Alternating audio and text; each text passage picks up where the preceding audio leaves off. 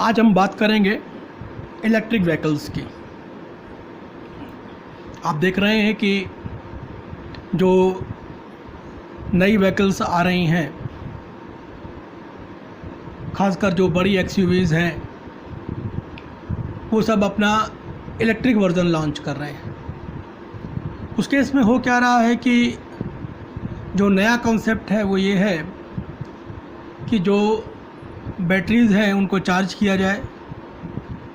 Charge करने पर होगा क्या कि उनकी जो एनर्जी होगी वो केमिकल एनर्जी में स्टोर रहेगी और उसको फिर जो है उससे इलेक्ट्रिक मोटर को रन कराएंगे और इलेक्ट्रिक मोटर के थ्रू जो है हम ट्रांसमिशन सिस्टम में उसको यूज़ करते हुए व्हीकल को रन कराएंगे। बेसिक कॉन्सेप्ट देखो यही है, सिंपल सा। यहाँ पर अब आईसी इंजन रिप्लेस कर दिया गया और आईसी इंजन की जगह आईसी इंजन में CISI दोनों को रिप्लेस करके अब यहाँ पर इलेक्ट्रिक मोटर यूज़ किया जा रहा है और जिसको पावर जो मिल रही है वो बैटरी के थ्रू मिल रही है। अब आगे बढ़ते हैं तो इसमें है क्या, इसी के बारे में हम आज बात करेंगे थोड़ी सी। तो जो इलेक्ट्रिक व्हीकल्स हैं उसमें जो इलेक्ट्रिक इंजन्स हैं वो यूज़ किए जा रहे हैं eight the place of IC engine. देखते हैं आप, इलेक्ट्रिक ट्रेनें भी बहुत सारी चल रही हैं। इलेक्ट्रिक ट्रेनें तो काफ़ी पहले से चल रही हैं। कॉन्सेप्ट वही है सिंपल सा कि वहाँ पर जो डीजल से चलने वाले इंजन थे उनको रिप्लेस किया गया इलेक्ट्रिक इंजन से। बॉम्बे वगैरह में, बड़े शहरों में आप देख रहे हैं, मेट्रो सिटीज़ में वहाँ पर जितनी भी मेट्रो ट्रेन चल रही हैं, लोकल ट्रेन चल रही हैं, वो सब क्या हैं, इलेक्ट्रिक ट्रेन्स हैं। तो अब जो इलेक्ट्रिक ट्रेन है उसके अलावा अब हमारे पास इलेक्ट्रिक कार्स का कॉन्सेप्ट भी आया और अब गवर्नमेंट ने ये डिसाइड किया है, खासकर इंडिया गवर्नमेंट ने, कि 30% जितनी भी हमारे इंजन्स हैं उनका 30% जो है हम रिप्लेस कर देंगे इलेक्ट्रिक इंजन से 2030 तक। मतलब जितने भी हमारे पास आईसी इंजन से चलने वाले व्हीकल्स हैं वो सब इलेक्ट्रिक इंजन से चलने लग जाएंगे, उसका 30% 2030 तक। प्रयास यही किया जा रहा है कि अगले 10 सालों में जो है इसको अचीव करना है। क्यों ऐसा क्यों करना है? इसलिए करना है क्योंकि आईसी इंजन से जो हार्मफुल एमिशंस होते हैं, कार्बन मोनोऑक्साइड का, हाइड्रोकार्बन्स का, नॉक्स एमिशन जो होते हैं, पार्टिकुलेट मैटर्स का, इनको टोटली रिमूव करना है। हमको एनवायरनमेंट को पूरी तरीके से सेव करना है कि जिससे जो एयर पोल्यूशन हो रहा है, इनसे ज़्यादा से ज़्यादा जो एयर पोल्यूशन हो रहा है उसको रोका जा सके। यही कॉन्सेप्ट है इलेक्ट्रिक व्हीकल को यूज़ करने का। लेकिन अब इलेक्ट्रिक व्हीकल भी जो चार्ज होंगी वो इलेक्ट्रिक करंट से चार्ज होंगी। थोड़ा सा इसके साथ कुछ प्रॉब्लम्स भी हैं। प्रॉब्लम्स हम अभी आगे भी जब चलेंगे तो जब चैलेंजेस बताएंगे तो हम और भी डिस्कस करेंगे कि क्या क्या प्रॉब्लम्स इसके साथ आती है। तो मेन जो इसकी पावर सप्लाई होती है वो बैटरी होती है। बैटरी क्या होती है? सेकेंडरी सेल्स लगे हुए होते हैं सब सीरीज़ में। जो कॉम्बिनेशन ऑफ सेल्स क्या कहलाता है? बैटरी कहलाता है। और इन्हीं के थ्रू हम पावर को यूज़ करते हुए मोटर को रन कराते हैं। तो जो इलेक्ट्रिक व्हीकल्स हैं वो 100% इलेक्ट्रिक भी हो सकते हैं कि मतलब टोटल जो है वो बैटरी से चलें, और कहीं कहीं इलेक्ट्रिक ना हो करके उसको हाइब्रिड भी यूज़ करते हैं। कहीं कहीं क्या, ज़्यादातर इस समय तो यही चल रहा है। तो हाइब्रिड यूज़ करने का कारण क्या है कि भाई अगर बैटरी से आप कर रहे हैं तो जो बैटरी की जो रनिंग रेंज है, कि अगर बैटरी से चार्ज किया, एक बार बैटरी चार्ज कर लिया तो जो ऑटोमोबाइल है, जो कार है, वो जो है हो सकता है 200 या 250 किलोमीटर तक चले। उसके बाद मान लीजिए कि आप डिस्चार्ज हो गई बैटरी, फिर आपको चार्ज करने के लिए कहीं कोई ऑप्शन नहीं है, वहाँ पर चार्जिंग स्टेशन तो है नहीं अवेलेबल बहुत ज़्यादा इंडिया में। चार्ज कैसे करेंगे? तो उससे अगर हाइब्रिड होगा तो आप स्विच कर सकते हैं। स्विच करके आपके पास पेट्रोल या डीजल जो भी ऑप्शन इसके अलावा होगा या CNG का, उसमें आप आ गए, आपके पास पेट्रोल था रिजर्व में, आपने उसको यूज़ किया और आप अपने डेस्टिनेशन तक पहुंच गए। भले ही बैटरी डिस्चार्ज हो गई हो, आप वहां पहुंच करके फिर बैटरी का जो चार्जिंग स्टेशन था वहाँ पर आपने बैटरी दे दिया, अपना बैटरी चार्ज हो गई, तब तक आप अपना कन्वेंशनल फ्यूल यूज़ कर रहे हैं या जो भी आपके पास फ्यूल है उसको यूज़ कर रहे हैं बैटरी के अलावा। तो ये सारी चीज़ें हैं। तो हाइब्रिड जो होता है, हाइब्रिड कॉम्बिनेशन क्या होता है, वो आईसी इंजन का और इलेक्ट्रिक इंजन का दोनों का कॉम्बिनेशन, क्योंकि पूरी तरीके से रिप्लेस कर पाना अभी तो फ़िलहाल संभव नहीं है। जो रीसेंट टेक्नोलॉजी चल रही है उसमें हम इस चीज़ को नहीं कर सकते, मुश्किल है। क्यों आवश्यकता है, हमने बताया था आपको नीड में कि जो हार्मफुल एमिशन होते हैं, कार्बन मोनोऑक्साइड, हाइड्रोकार्बन, नॉक्स, ये जो है इनको ज़्यादातर जो है ये 14 सिटीज़ 13+1 और 20 जो 20 सिटीज़ हैं पूरे वर्ल्ड में, उनमें 14 सिटीज़ जो है वो जो 13+1 आता था, वो क्या है, वो इंडिया की सबसे पोल्यूटेड सिटीज़ में आती हैं। अगर टॉप 20 पोल्यूटेड सिटीज़ पूरे वर्ल्ड की ली जाए तो हमारे यहाँ की जो 14 सिटीज़ हैं वो आ जाती हैं। तो इसीलिए सबसे पहले आपको पता होगा कि यूरो के नॉर्म्स भी जो हैं वो 13+1 में ही अप्लाई किए गए। उन्हीं 13+1 सिटीज़ में जो भी पहले यूरो नॉर्म आया, चाहे यूरो 2 आया, चाहे यूरो 1 आया, चाहे यूरो 3 आया, चाहे यूरो 4 आया, चाहे यूरो 6 आया, तो जो सबसे मोर पोल्यूटेड सिटीज़ हैं उनमें सबसे पहले लॉन्च किया जाता है एडवांस वर्जन। तो उन्हीं में सबसे पहले जो है हम चाहते हैं कि इलेक्ट्रिक व्हीकल को भी पूरी तरीके से रिप्लेस किया जाए। आईसी इंजन जो चलने वाली जो व्हीकल्स हैं उनको इलेक्ट्रिक व्हीकल से ज़्यादा तरीके से रिप्लेस कर दिया जाए। और इंडिया में तो प्लानिंग है ही है कि 30% तक करीब जो है हम आने वाले 10 सालों में हम रिमूव कर लेंगे आईसी इंजन, और वहाँ पर जो है हम बैटरी से चलने वाले इंजन यूज़ करेंगे, जिससे पोल्यूशन की मात्रा कम हो जाए। तो जाहिर सी बात है, इससे अगर आने वाले 10 सालों के बारे में विचार करें तो जो पोल्यूशन हो रहा है वो 30% कम हो जाएगा जो इन व्हीकल से हो रहा है। और क्या है, तो ये जो है to reduce the effect of the global warming, carbon dioxide, तो उसमें वो जो है सबसे ज़्यादा इसमें रोल प्ले करती है ग्लोबल वार्मिंग में। तो उस चीज़ को भी यहाँ पर जो है रिड्यूस करने का कॉन्सेप्ट है। और ऑयल जो इंपोर्ट होता है, हम जानते हैं कि हमारा जो है पूरे वर्ल्ड में 5वें नंबर की कंट्री हमारी है जो ऑयल को इंपोर्ट करती है। बहुत ज़्यादा इंपोर्ट करते हैं हम लोग ऑयल, और इससे हमारे देश की बहुत ज़्यादा करेंसी जो है वो बाहर चली जाती है। तो उसको रिड्यूस करना है। और उसका एक आंकड़ा हमारे पास ये है कि 2 मिलियन बैरल जो है ऑयल पर डे हमारे यहाँ यूज़ होता है। इतने वाहन हमारे यहाँ हैं, मतलब इतने वाहन रोज़ दौड़ते हैं सड़कों पर कि 2 मिलियन बैरल ऑयल जो है वो एक दिन में उसकी खपत है।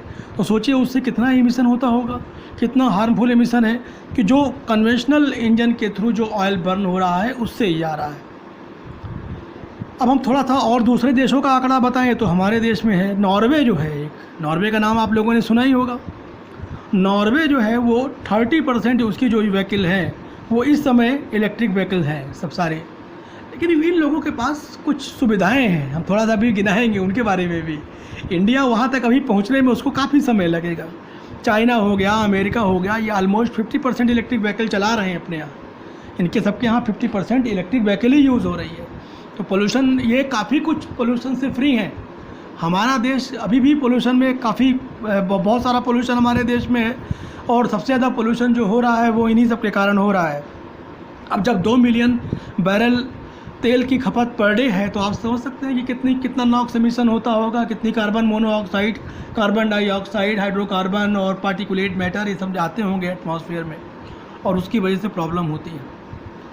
चैलेंजेस के बारे में थोड़ी सी बात करते हैं। चैलेंजेस क्या होता है, कह रहा है कि not facility to produce high quality battery. हमारे यहाँ जो बैटरी यूज़ कर रहे हैं हम लोग, लिथियम आयन बैटरी होती है चार्ज करने के लिए, और फिर उसके बाद डिस्चार्ज होती है, फिर से रिचार्ज होती है। सेकेंडरी सेल इसमें लगे हुए होते हैं। आपको पता है कि जो इसमें जो रिएक्शन होती है, केमिकल रिएक्शन, वो रिवर्सिबल रिएक्शन होती है। लेकिन ऐसी बैटरियाँ जो हमारे यहाँ बहुत एक बार चार्ज होने तक देर तक सस्टेन कर सकें, देर तक पावर सप्लाई दे सकें, ज़्यादा एनर्जी स्टोर कर सकें, और जिससे रनिंग कैपेसिटी जो है वो ऑटोमोबाइल की बढ़ जाए, जैसे मान लीजिए कि कार है जो 200 किलोमीटर जा रही है, अगर 500 किलोमीटर जाना है तो एक ही बैटरी चार्ज करके अपना हम 500 किलोमीटर निकल गए। ऐसी हमारे यहाँ सुविधा नहीं है। साथ में बैटरी में और भी प्रॉब्लम्स आती हैं। बैटरी क्या होती है कि जैसे जैसे ये बैटरी की लाइफ जो है, जैसे मान लीजिए जब बैटरी आपने ख़रीदा और वो ज़्यादा एक बैटरी की लाइफ 4 साल 5 साल, अगर बहुत ज़्यादा यूज़ कर रहे हैं तो 4 साल, इससे ज़्यादा नहीं चलती। अगर मेंटेनेंस भी काफ़ी करवा रहे हैं, ठीक ठाक है, तो 5 साल तक चल सकती है। ड्राई बैटरीज के बारे में बात कर रहे हैं। लेकिन होता ये है कि जैसे जैसे दिन बीतते जाते हैं इसके एप्लीकेशन के, वैसे वैसे इसकी जो चार्जिंग कैपेसिटी है वो कम होती जाती है। तो एनर्जी कम चार्ज करती, तो जो माइलेज जो शुरू में गाड़ी अगर बैटरी चार्ज होने पर जो दे रही थी, वो मतलब एक बार चार्जिंग में वो 200 किलोमीटर जा रही थी, धीरे धीरे क्या होती है उसकी जो रनिंग कैपेसिटी है वो कम होने लगती है। रेंज जो होती है वो करीब, फिर वो समय आते आते 4 साल और 5 साल का समय आते आते वो करीब 125-150 किलोमीटर ज़्यादा नहीं चलेगी, जो पहले 200 चल रही थी।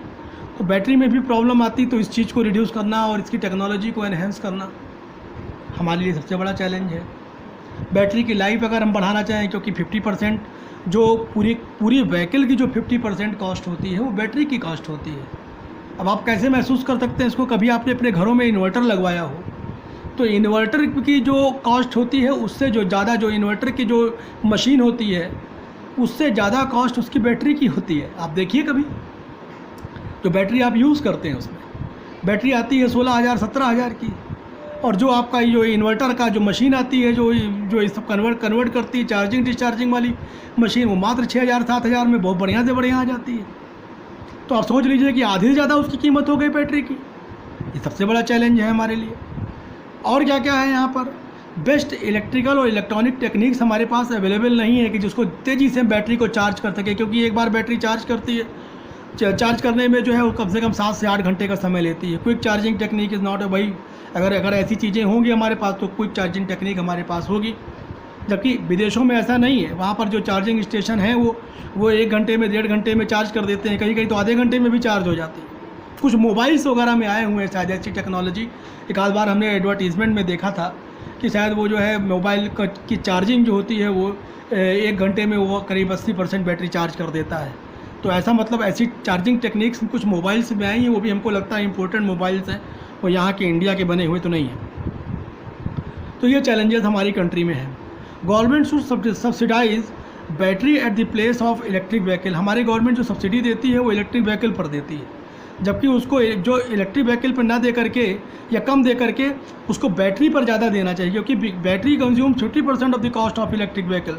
अब इलेक्ट्रिक व्हीकल में 50% कॉस्ट उसकी बैटरी की ही हो जाती है। अब बैटरी अगर मान लीजिए 4-5 साल बाद बदलवाना है तो उसके लिए बहुत, अगर कोई ड्राइवर है तो उसके लिए बहुत ज़्यादा खर्चा हो जाएगा, या उसकी गाड़ी की मेंटेनेंस अगर 4 साल बाद या 5 साल बाद बैटरी में उसके पहले कोई प्रॉब्लम आ गई, अगर बैटरी को बदलवाना तब भी कोई प्रॉब्लम, तब भी उसके लिए बहुत बड़ा खर्चा बैठेगा। तो इट इज़ फ्रिक्वेंट रिप्लेसेबल। तो वही चीज़ बताया हमने कि वो 3 साल 4 साल में, 4 साल 5 साल ज़्यादा लाइफ होती है। अगर ख़राब कंपनी की हुई तो 3 साल में ही बोल जाती है बैटरी, वो ख़राब हो जाएगी। Solar panels are not installed in the sufficient number, वही चीज़ बताया। ये हम बताने वाले थे पहले भी, तो हमने कहा थोड़ा सा चूँकि ये पॉइंट आगे है तो हम इसके बारे में डिस्कशन बाद में कर लेंगे।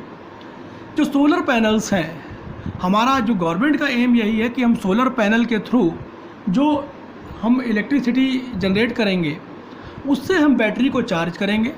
सोलर एनर्जी से केमिकल एनर्जी, मतलब फोटो एनर्जी से केमिकल एनर्जी, और केमिकल एनर्जी से मैकेनिकल एनर्जी, ये कन्वर्जन का प्रोसेस रहेगा।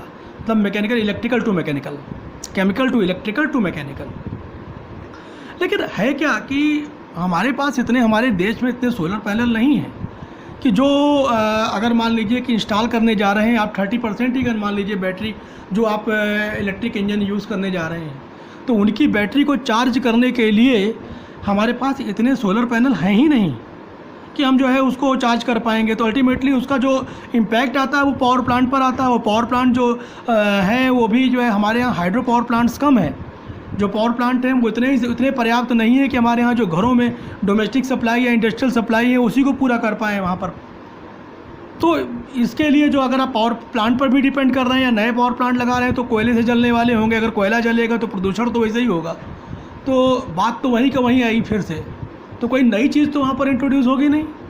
तो इसलिए ये थोड़ा सा चैलेंजेस हैं। इस पर बहुत सारे रिसर्च पेपर्स भी हैं जो आए हैं अभी इधर, तो जो इस बात को जो है काफ़ी डेटा के साथ प्रस्तुत करते हैं और बताते हैं कि ये चीज़ जो है अभी फ़िलहाल इंडिया में जो है इस सिनेरियो में जो गवर्नमेंट प्लानिंग कर रही है उसमें उसके पास बहुत सारे चैलेंजेस हैं। Government giving subsidy on 4 wheelers पे दे रही, जबकि 2 व्हीलर जो होते हैं सबसे ज़्यादा एमिशन प्रोड्यूस करते हैं, हार्मफुल एमिशन। 76% जो होता है फ्यूल के कारण, जो फ्यूल बर्न होता है वो 2 व्हीलर से होता है। ज़्यादातर लोगों के पास 2 व्हीलर्स है, एक एक नहीं, 2-2, 3-3, 4-4। तो उस पर तो 2 व्हीलर्स जो हैं वो जो इलेक्ट्रिक से चल रही हैं उन पर सब्सिडी इनको ज़्यादा देनी चाहिए। ज़्यादातर गवर्नमेंट क्या कर रही है, उसकी पॉलिसी है कि वो 4 व्हीलर पर दे रही है। एक प्रॉब्लम यहाँ पर भी आती है, गवर्नमेंट को इस बारे में विचार करना चाहिए। तो ये सब चैलेंजेस हैं जो आपने देखा, और अगर इस पर आप रिसर्च पेपर पढ़ेंगे तो बहुत सारे रिसर्च पेपर्स भी आपको मिलेंगे, क्योंकि आजकल रिसेंट जो टॉपिक है रिसर्च का वो इसी पर चल रहा है। तो हमारे ख्याल से आपको काफ़ी कुछ बातें इसमें समझ में आ गई होंगी कि जो इलेक्ट्रिक व्हीकल्स हैं वो क्या हैं, गवर्नमेंट की क्या प्लानिंग है, क्या क्या चैलेंजेस हैं और कैसे वो वर्क करते हैं। आज यहीं तक रखते हैं, नेक्स्ट अगले लेक्चर में। Thank you.